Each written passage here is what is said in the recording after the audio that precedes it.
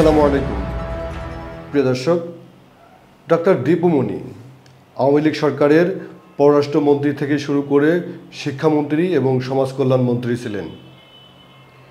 এই দীপু মনিকে ঢাকার সিএমএম কোর্ট চত্বরে তাকে কিল ঘুষি দেবার যে ঘটনা ঘটেছে তা নিয়ে সোশ্যাল মিডিয়ায়, বিশেষ করে অনেক মেইনস্ট্রিম মিডিয়া যে সকল ফুটেজ প্রকাশ করেছে অথবা গণমাধ্যমে যেসব প্রতিবেদন হয়েছে তা নিয়ে আলোচনা সমালোচনা চলছে। সুপ্রিয় দর্শক, বিশেষ করে দীপু মনির গুণগ্রাহী এবং দীপু মনির সরকারের গুণগ্রাহী যেসব পত্রিকা এবং টেলিভিশন রয়েছে তারা বিষয়টিকে একটু বেশি বেশি করেই প্রকাশ করেছেন। যেমনটি কেউ বলেছেন যে দীপু মনিকে কিল ঘুষি, আর কেউ লিখেছেন দীপু মনিকে চর থাপ্পড়। সুপ্রিয় দর্শক, পার্থক্য কিন্তু অনেক আছে, কারণ কিল ঘুষি একটা আর একটা হচ্ছে চর থাপ্পড়। যাই হোক, তাকে আদালতে নেওয়া হয়েছিল যথারীতি হেলমেট পরিয়ে এবং বুলেট প্রুফ জ্যাকেট পরিয়ে। সেই আলোচনায় যাচ্ছি না, আলোচনা করব এই কিল ঘুষি দেবার ঘটনা আসলে কতটা যুক্তিসঙ্গত, আর যারা দিয়েছেন তাদের স্ট্যাটাসই বা কী। সেই আলোচনায় যাবার আগে একটি গল্প দিয়ে শুরু করতে চাই। একবার আমি তুরস্কের তুর্কিশ এয়ারলাইন্সে লন্ডন থেকে ঢাকায় ফিরব। মাঝে যাত্রা বিরতি বা ট্রানজিট তুরস্কের ইস্তাম্বুলে। লন্ডনের হিথ্রো থেকে তুর্কিশ এয়ারলাইন্সে যখন চেপে বসলাম এবং ইস্তাম্বুলে যখন অবতরণ করলাম, সব যাত্রীরা যখন নামলো, দেখলাম যে ওঠার সময় এই এয়ারলাইন্সের যেমন পরিবেশ ছিল ভিতরে, ঠিক অনেকটা তেমনই রয়েছে। অর্থাৎ এয়ারলাইন্সের অভ্যন্তরে উল্লেখযোগ্য পরিবেশ দূষণ হয়নি, কারণ সেখানে গুটি কয়েক বাংলাদেশি যাত্রী ছিলেন, আর অধিকাংশ যাত্রী যারা ইউরোপের এবং উত্তর পূর্ব ইউরোপের, তুর্কির এবং কিছু মধ্যপ্রাচ্যের। ঠিক একই কোম্পানির এয়ারলাইন্স ইস্তাম্বুল থেকে ঢাকায় যেটি আসবে কানেক্টিং ফ্লাইট, সেই ফ্লাইটে যখন উঠলাম, ওঠার সময় খেয়াল করলাম ইয়েস, ঢাকায় যাচ্ছি। সঙ্গী হচ্ছেন বাংলাদেশের অসংখ্য মানুষ। তারা বিভিন্ন গন্তব্য থেকে ইস্তাম্বুলে এসেছেন তাদের এই কানেক্টিং ফ্লাইটে ওঠার জন্য। ঠিক ফ্লাইটে ওঠার সময় শোরগোল, হইচই, জোরে জোরে চেঁচামেচি, ধাক্কাধাক্কি এসব তো থাকেই, কারণ এগুলো আমাদের রক্তে মাংসে অস্থিমজ্জায় ঢুকে গেছে। আর একটু গভীরে যাই, যখন ঢাকা এয়ারপোর্টে ইস্তাম্বুল থেকে 8 ঘন্টা জার্নির পর অবতরণ করলাম, যখন যাত্রীরা নামলো, তখন লাইটগুলো যখন পরিপূর্ণ জ্বলে উঠেছে, দেখলাম কেউ চিপসের প্যাকেট ফেলে রেখেছেন, কেউ বা পান খেয়ে জর্দা ফেলে রেখেছেন, কেউ বা যেই স্ন্যাক্স দেওয়া হয়েছে এয়ারলাইন্সের ভেতরে সেই স্ন্যাক্স খেয়ে এগুলো ফেলে রেখেছেন। পুরো ফ্লাইটটি, অর্থাৎ তুর্কিশ এয়ারলাইন্সে যারা ভ্রমণ করেছেন তারা অবশ্যই জানেন যে এটি উন্নত মানের একটি ফ্লাইট, এবং এর ভিতরে একেবারে পুরোদস্তুর একটি অপরিচ্ছন্ন ঢাকার কমলাপুর স্টেশন অথবা গুলিস্তানের একটি ফুটপাত এই ধরনের ময়লা আবর্জনায় ভরপুর। এই হচ্ছে আমাদের বাংলাদেশিদের স্ট্যাটাস আন্তর্জাতিক অঙ্গনে। ওই তুর্কিশ এয়ারলাইন্স কর্তৃপক্ষ বা ওই ফ্লাইটে যে সকল ফ্লাইটের কর্মকর্তা কর্মচারী যারা ছিলেন, যারা ফ্লাইট পরিচালনায় ছিলেন, বিশেষ করে যারা এয়ার ক্রু, ক্যাবিন ক্রু, তাদের কাছে কি বার্তা যায়, যে বার্তাটি আমি দিতে চাইলাম, আমাদের পরিচয়টি কিন্তু ফুটে ওঠে। বাংলাদেশ এখন স্বাধীন হয়েছে, স্বাধীনতা 2 বলা হচ্ছে। এই স্বাধীনতার একটি বার্তা আছে, একটি পরিবর্তনের আহ্বান আছে। সেই পরিবর্তনের বার্তাকে নস্যাৎ করার জন্য কি কোনো ষড়যন্ত্র হচ্ছে? সেই পরিবর্তনের বার্তাই যদি আমরা বিশ্বকে দিতে চাই, তাহলে পুরনোকে বুকে ধারণ কেন? কুকুর যা করে তা কুকুর যার পায়ে কামড় দিয়েছে সেও কি তাই করবে?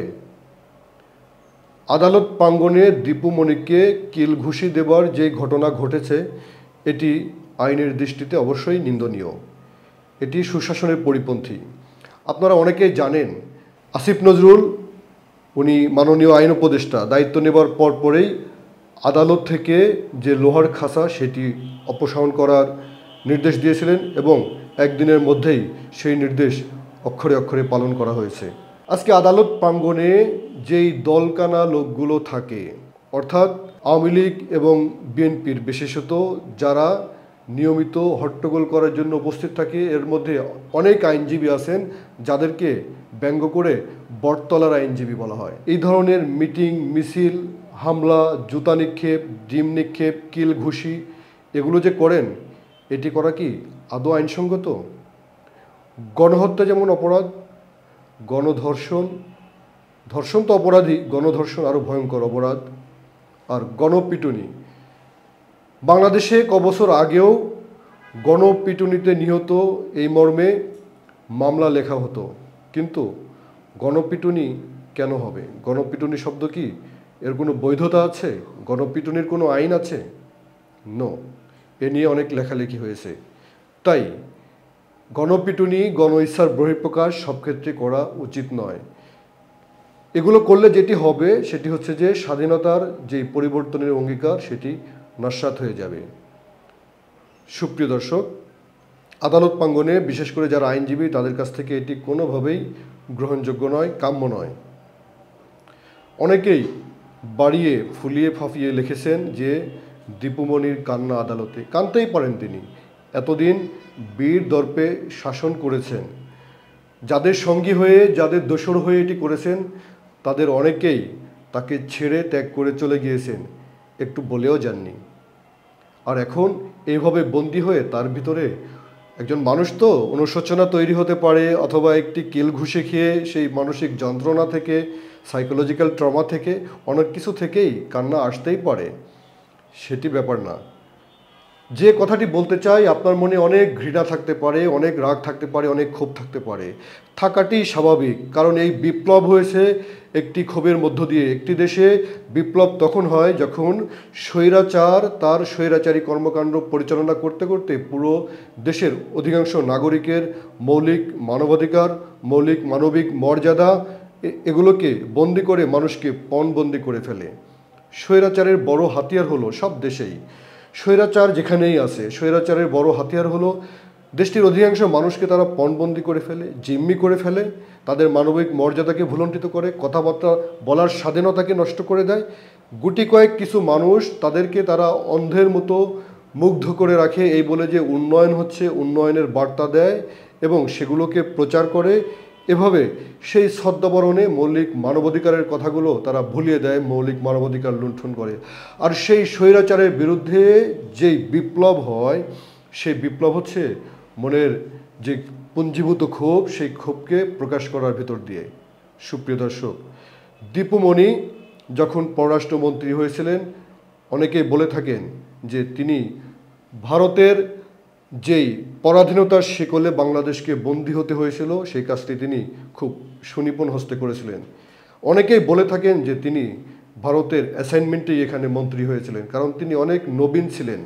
শুধু তাই নয়, এমন কথা শুধু বিরোধীরা নয়, খোদ আওয়ামী লীগের ভিতরেও অনেকেই অবাক হয়েছিলেন। বাঘা বাঘা নেতারা, অনেকের নাম আপনারা ভুলে যেতে পারেন, সেই যে রঞ্জিত সেনগুপ্ত, মোহাম্মদ নাসিম, শেখ হাসিনার নবম সংসদের প্রথম ক্যাবিনেটে মন্ত্রী, প্রথম দিকে না হতে পেরে তারা নিত্যদিনই তাদের বাসায় প্রেস ব্রিফিং করতেন, হাসিনা সরকারের ক্যাবিনেটের সমালোচনা করতেন, পরবর্তীতে অবশ্য তারা মন্ত্রী হয়েছিলেন।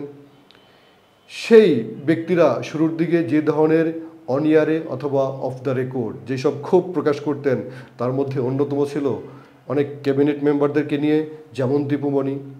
এত নবীন ব্যক্তি পররাষ্ট্রমন্ত্রীর দায়িত্ব পেয়েছেন, বাংলাদেশে এই প্রথম কোনো নারী পররাষ্ট্রমন্ত্রী হয়েছেন।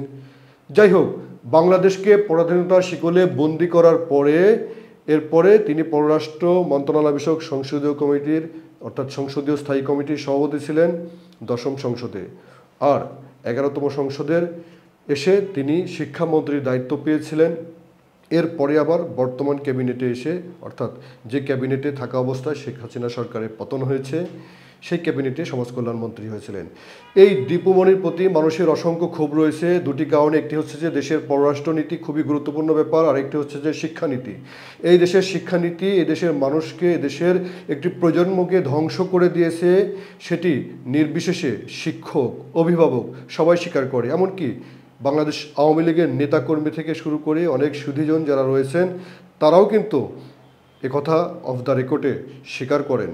এই শিক্ষা ব্যবস্থা নিয়ে তাদের মধ্যেও কম বেশি ক্ষোভ ছিল। আমরা গণমাধ্যম কর্মী হিসাবে আমাদের বিচরণ তো সবখানেই ছিল। আওয়ামী লীগের মন্ত্রী থেকে শুরু করে কর্মী এমন কোনো জায়গা নেই যেখানে বিচরণ ছিল না। তাদের অনেকের যে ক্ষোভ ছিল সেটি তো আমরা জানি। তাই বলছি যে শিক্ষা ব্যবস্থা ধ্বংস এবং বাংলাদেশকে ভারতের আধিপত্যের শিকলে বন্দী করার যেসব ঘটনা ঘটেছিল, এ কারণে পুরো দেশবাসীর, বিশেষ করে যারা বিপ্লব এনেছেন তাদের ক্ষোভ তো রয়েছেই। সেই ক্ষোভের বহিঃপ্রকাশের জন্য তো আইন রয়েছে। তাদেরকে যেহেতু মামলা করে আইনের আওতায় আনা হয়েছে, একটি যথাযথ বিচার প্রক্রিয়ার মধ্য দিয়েই তাদের উপযুক্ত শাস্তি হোক, সেটি আমিও চাই, প্রত্যেকেই চাই। কিন্তু আদালত প্রাঙ্গণে আনা নেওয়ার পথে অথবা আদালত প্রাঙ্গণে এভাবে কিলঘুষি দেওয়া অথবা ডিম ছড়ে মারা, এর মধ্য দিয়ে গোটা বিশ্বের কাছে অন্য বার্তা যায়। সেই বার্তা কিন্তু ভুল পথে প্রবাহিত করে বাংলাদেশকে, ভুলভাবে চিহ্নিত করে বাংলাদেশকে। আমরা সেই পুরনো কালচার, আওয়ামীপন্থী আইনজীবী অথবা বিএনপিপন্থী আইনজীবী, তাদের এই পুরনো কালচার থেকে বের হয়ে আসতে কি পারি না? আমরা কি পারি না একটি নতুন পরিবর্তনের বার্তা বিশ্বকে দিতে? যদি তাই পারি, তাহলে যে কথাটি মনে রাখা দরকার, আরও অনেককে নামেই মামলা হচ্ছে, আরও অনেকে হয়তো গ্রেপ্তার হবেন, আদালত প্রাঙ্গণে আসবেন, কেউই ব্যক্তিগত অথবা সামষ্টিক ক্ষোভ ঝাড়ার জন্য আইনকে নিজের হাতে তুলে নেবেন না। তাহলে দেখবেন যে একটি পরিবর্তনের রূপরেখা তৈরি হবে এবং স্বৈরাচারের দোসররা থেকে শুরু করে দুর্নীতিবাজ মুক্ত বাংলাদেশ তৈরি হবে। সবাই ভালো থাকুন। অনুষ্ঠানটি দেখার জন্য ধন্যবাদ।